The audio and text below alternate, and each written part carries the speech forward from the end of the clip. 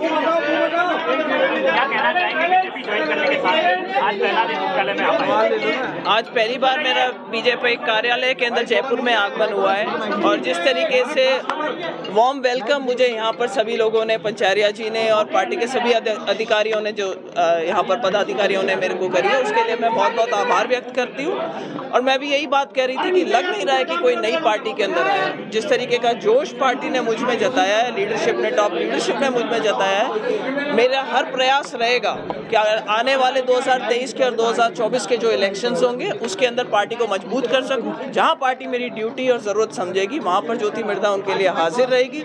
अपने सभी कार्यकर्ताओं को अपने साथ लेकर के चलने का मेरा प्रयास रहेगा और मुझे पूरी उम्मीद है कि 2023 और 2024 के चुनावों के अंदर बीजेपी राजस्थान के अंदर और हिंदुस्तान के अंदर भारी मतों के साथ में विजय होगी और आकर के सरकार बनाएगी। बीजेपी का दामन थामने के पीछे क्या वजह थी जिस कारण से आपने कांग्रेस को चुना? देखिए, सबको पता है कि कांग्रेस से मेरा पुराना नाता रहा था।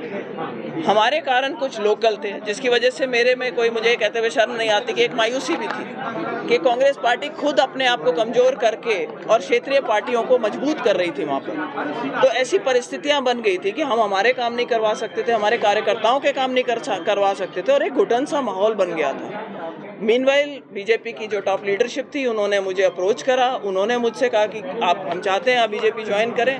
और मेरी उनसे सिर्फ, जो सब कहते हैं कि भाई आपकी उनसे क्या बातचीत हुई, क्या आपके शर्तें रखी गई, मैंने कहा साहब मेरी कोई शर्त नहीं है, मेरी सिर्फ एक शर्त है कि मुझे काम करने का, मेरा पॉइंट प्रूव करने का मौका दिया जाए। ईमानदारी से अगर पार्टी मुझे आगे रखती है, काम करने का मौका देती है, तो मैं तो सिर्फ एक जिसको कहते हैं कि दिल से काम करना चाहते हैं। लोगों की सेवा। ये कह रहे थे कि आपके परिवार पर दबाव बनाया गया, ईडी भेजी गई ससुराल पक्ष पर, क्या बहुत अच्छा किया कि आपने सवाल किया। आप नहीं करते तो मैं आपसे करने के लिए रिक्वेस्ट करती इस सवाल की, क्योंकि हनुमान जी के पास में और कुछ नहीं है बोलने के लिए। आपको मैं रिकॉर्ड स्ट्रेट करना चाहती हूँ, यहाँ पे बहुत से मीडिया के लोग हैं, मुझ पे, मेरे हस्बैंड पे, मेरे फादर इन लॉ, मेरे मदर इन लॉ, हमारे पे कभी कोई कार्रवाई ईडी की, सीबीआई की, किसी चार्जशीट में, किसी एफआईआर के अंदर कभी नाम आना हो, ऐसा कोई मुद्दा नहीं हुआ। मेरे ब्रदर इन लॉ जो कि इंडिया बुल्स के अंदर थे, उन्होंने जो भी एग्जीक्यूटिव पोजीशंस थी वो सारी की सारी 2022 तक अलग अलग कंपनियों के अंदर छोड़ चुके थे। आज की तारीख में 2022 के बाद से मेरे किसी परिवार के सदस्य के ऊपर कोई ईडी, सीबीआई या किसी प्रकार की कोई जांच लंबित नहीं है, कोई एफआईआर नहीं रखी हुई है।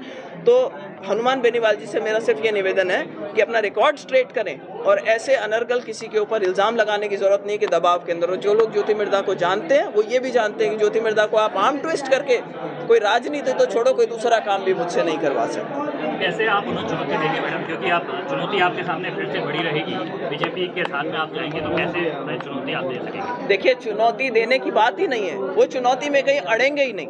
उन्होंने खुद अपने इंटरव्यूज के अंदर बाद में ये बात बोली कि साहब आपने बीजेपी का दामन क्यों थामा था। तो उन्होंने इंटरव्यू में बोला कि एक परिवार से मेरी राजनीतिक रंजिश थी और उसको हराने के लिए मुझे कुछ एक्स्ट्रा वोटों की जरूरत थी। इसका मतलब ये है कि पहली बात उनके पास पूरे वोट नहीं है, तो उन्होंने बीजेपी का दामन थामा था सिर्फ मुझे हराने के लिए। आज बीजेपी से उनका गठबंधन टूट चुका है। कांग्रेस के अंदर नेता खुले में उनकी खिलाफत करने के अंदर आ रहे हैं कि ये जो अंदर खाने, जो आप गठबंधन की बातें कर रहे हैं या ठगबंधन की बातें कर रहे हैं, इनको बंद करिए। हम नहीं चाहते कि आप अपना काडर कमजोर करें। तो बड़े बड़े नेता कांग्रेस के, चाहे वो हमारे सचिन पायलट जी हों, चाहे वो हरीश चौधरी जी हों, चाहे दिव्या मदेरणा जी हों, सारे ओपन में आकर के और कांग्रेस के अंदर भी यही कह रहे हैं कि गठबंधन मत करो। अगर अकेले में हनुमान बेनीवाल आते हैं तो मेरी चुनौती है उनको कि आए और चुनाव लड़ें। पार्टी बनाना कोई बहुत बड़ी बात नहीं होती।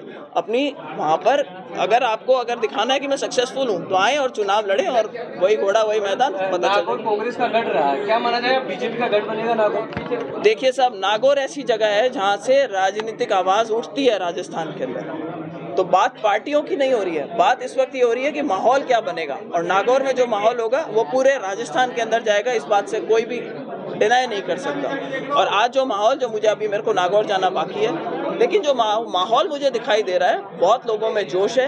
यात्रा है, कल परसों के अंदर जैसा पार्टी आदेश करेगी यात्रा के अंदर सम्मिलित होना है। वरना खरनाल हम हर बार जाते हैं, कोई भी नई शुरुआत करते हैं, एज ए परिवार हमारा रहा है, तो खरनाल जाएंगे, नागौर जाएंगे। लोगों के साथ जो जोश होगा वो आप लोगों तक भी पहुंचेगा। टिकट को लेकर के आप आश्वस्त हैं, टिकट को लेकर के कि पार्टी में आने के साथ ही?